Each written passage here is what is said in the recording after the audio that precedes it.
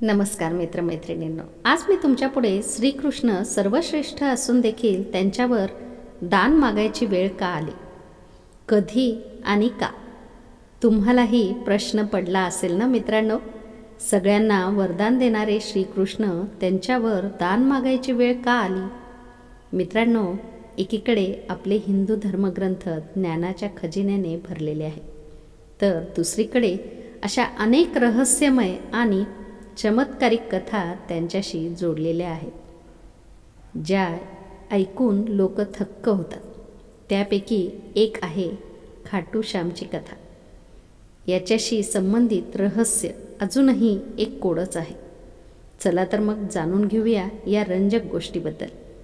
खाटू श्यामची कथा महाभारत काळाशी संबंधित आहे. महाभारतातील एक प्रमुख पात्र होते, ज्याचे नाव बर्बरीक होते, जो भीमचा नातू म्हणजेच घटोत्कचचा पुत्र होता. बर्बरीक हा लहानपणापासूनच अतिशय शूर योद्धा होता. त्याने आपल्या आईकडून सर्व कला शिकल्या होत्या. बर्बरीक हा भगवान शिवाचा महान भक्त होता आणि त्यांच्या भक्तीवर प्रसन्न होऊन महादेवांनी त्यांना 3 अद्भुत बाण दिले होते, ज्यांच्यासमोर मोठी शक्तीही क्षीण झाली असती. आणि या कारणास्तव बर्बरीक 3 बाणधारी या नावानेही प्रसिद्ध होते. एवढेच नाही तर मित्रांनो, अग्निदेवाने बर्बरीकला एक दिव्य बाण देखील दिला होता, ज्याने तो 3ही जग जिंकू शकत होता. पांडव आणि कौरवांचे युद्ध अटळ आहे हे जेव्हा बर्बरीकला कळले, तेव्हा त्याला महाभारताचे संपूर्ण युद्ध पाहण्याची इच्छा झाली आणि त्याने आपल्या आईला सांगितले की त्याला युद्धात भाग घ्यायचा आहे.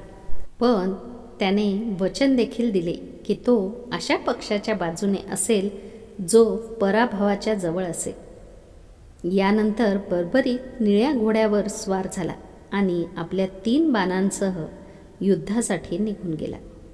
दुसरीकडे ज्यांच्या लीला अतुलनीय आहेत अशा भगवान श्रीकृष्णांना हे कळले आणि त्यांनी ब्राह्मणाचा वेश धारण केला आणि बर्बरीकच्या शक्तीचे मूल्यमापन करण्यासाठी बर्बरीकला वाटेत अडवले.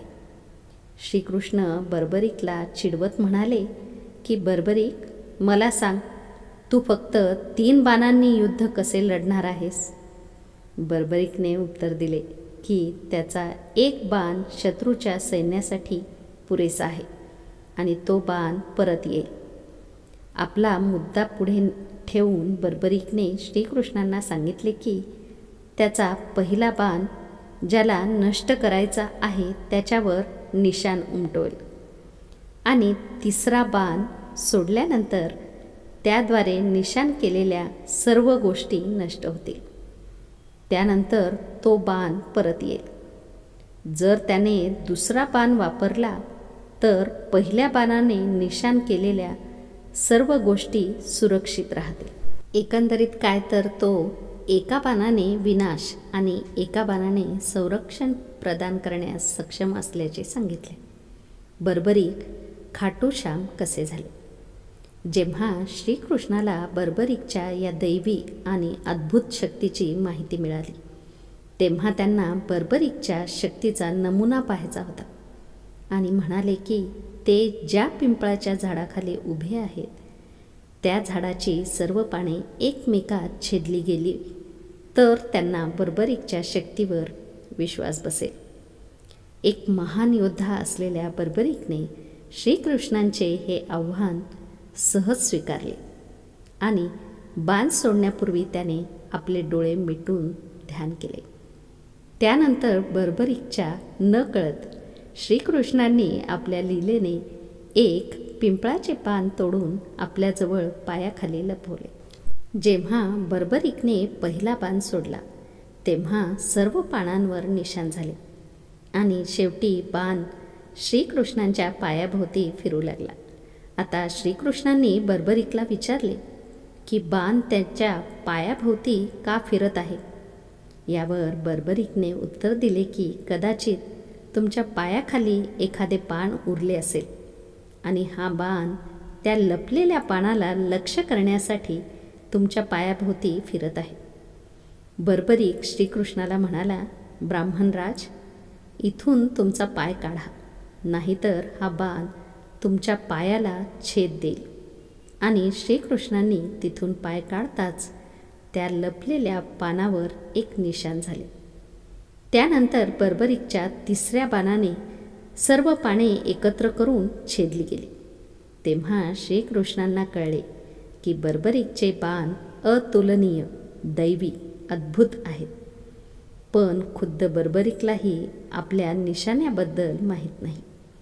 या घटनेवरून श्रीकृष्णांनी असा निष्कर्ष काढला की खऱ्या रणांगणात श्रीकृष्णांनी पांडव बांधवांना वेगळे करून कुठेतरी लपून ठेवले, तर ते बर्बरीकचा बळी होण्यापासून वाचवतील. पण तरी देखील बर्बरीकच्या बाणांपासून कोणीच वाचू शकणार नाही. अशा प्रकारे श्रीकृष्णाला बर्बरीकच्या शक्तीची जाणीव झाली की त्याच्या दिव्य आणि अद्भुत बाणांपासून कोणीही वाचू शकत नाही. तेव्हा श्रीकृष्णांनी युद्धात त्यांच्या बाजूने लढण्याचा प्रस्ताव ठेवला.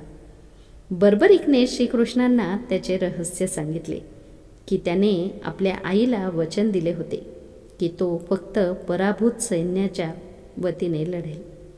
इकडे कौरवांना बर्बरीकाचे हे वचन माहीत होते, म्हणून त्यांनी युद्धाच्या पहिल्या दिवशी आपली 11 अश्वसेना उतरवली नाही, जेणेकरून पहिल्या दिवशी कौरव सैन्य पांडवांकडून हरेल, तर तेव्हा बर्बरीक कौरवांना साथ देईल आणि पांडवांचा नाश करेल. बर्बरीकने डोकेदान केल्याची कथा बघूयात. अशा प्रकारे जेव्हा कौरवांच्या बाजूने लढेल तेव्हा पांडवांची लढाऊ सेना कमकुवत होईल. त्यानंतर तो पांडवांच्या सैन्याकडे जाईल. अशा प्रकारे तो दोन्ही सैन्यांमध्ये फिरत राहील. आता श्रीकृष्णाला समजू लागले होते की जर बर्बरीक या महायुद्धात सामील झाला तर कोणतीही सेना जिंकू शकणार नाही आणि शेवटी कौरव आणि पांडव दोन्ही नष्ट होतील आणि फक्त बर्बरीकच उरेल. तेव्हा श्रीकृष्णांनी विचार केला की बर्बरीकला थांबवायचे असेल तर बर्बरीककडून त्याचे प्राण मागावे लागेल. मग श्रीकृष्णांनी बर्बरीककडून दान मागितले. तेव्हा बर्बरीक म्हणाला, प्रभू, तुमची जी इच्छा असेल ते मी तुम्हाला द्यायला तयार आहे. तुम्ही मागू शकता. तुम्हाला जे पाहिजे ते मागा. यावर श्रीकृष्णांनी बर्बरीकचे मस्तक दान म्हणून मागितले. भगवान श्रीकृष्णांची ही विचित्र मागणी ऐकून बर्बरीक आश्चर्यचकित झाला आणि या अनोख्या मागणीवर त्याने ब्राह्मणाला आपली खरी ओळख सांगण्यास सांगितले. बर्बरीक असे बोलल्यावर श्रीकृष्णांनी बर्बरीकला त्यांचे विशाल रूप दाखवले आणि बर्बरीक त्यांना पाहून धन्य झाला. तेव्हा श्रीकृष्णांनी बर्बरीकला समजावून सांगितले की रणांगणात युद्ध करण्यापूर्वी सर्वात शूर क्षत्रियाचा त्याग करावा लागतो, म्हणून मी तुला तुझे मस्तक दान करण्यास सांगत आहे आणि मी तुला या पृथ्वीवरील सर्वात शूर क्षत्रिय होण्याचा मान देतो. आपले वचन पाळत श्रीकृष्णांच्या आज्ञेनुसार बर्बरीकने आपले मस्तक दान केले. फाल्गुन महिन्यातील शुक्ल पक्षाच्या 12 तारखेला ही घटना घडली. बर्बरीकचा बलिदान पाहून श्रीकृष्णांनी कलियुगात बर्बरीकची माझ्या नावाने पूजा केली जाईल असे वरदान दिले आणि फक्त तुझ्या स्मरणाने भक्तांचे कल्याण होईल. म्हणूनच आज बर्बरीकची खाटू श्याम म्हणून पूजा केली जाते. आपला प्राण त्याग करण्यापूर्वी बर्बरीकने श्रीकृष्णांकडे आपली इच्छा व्यक्त केली की त्याला महाभारताचे युद्ध स्वतःच्या डोळ्यांनी पाहायचे आहे. श्रीकृष्णांनी त्याची इच्छा मान्य केली आणि त्याचे शिरच्छेद करून ते एका उंच टेकडीवर ठेवले. तिथून युद्धभूमी स्पष्टपणे दिसत होती आणि अशा प्रकारे बर्बरीकच्या मस्तकाने त्याच ठिकाणाहून महाभारताचे संपूर्ण युद्ध पाहिले होते. युद्ध संपल्यानंतर पांडव बंधू युद्धाच्या विजयासाठी कोण जबाबदार आहे यावर आपापसात वाद घालू लागले. तेव्हा श्रीकृष्णांनी बर्बरीकच्या मस्तकाला हे ठरवण्यास सांगितले की पांडवांनी कोणामुळे युद्ध जिंकले. तेव्हा बर्बरीकच्या मस्तकाने असे सुचवले की महाभारत युद्धात पांडवांचा विजय केवळ श्रीकृष्णांमुळेच झाला, कारण त्यांच्या रणनीतीने रणांगणात महत्त्वाची भूमिका बजावली होती आणि या धार्मिक युद्धात धर्माचा विजय झाला. महाभारत युद्धानंतर बर्बरीकचे शिर श्रीकृष्णांनी रूपावती नदीत बुडवले होते. बऱ्याच वर्षानंतर कलियुगाच्या प्रारंभी त्याचे शिर सध्याच्या राजस्थानातील खाटू गावात जमिनीत पुरलेले आढळले. कलियुगाच्या सुरुवातीला ही जागा लपवून ठेवण्यात आली होती.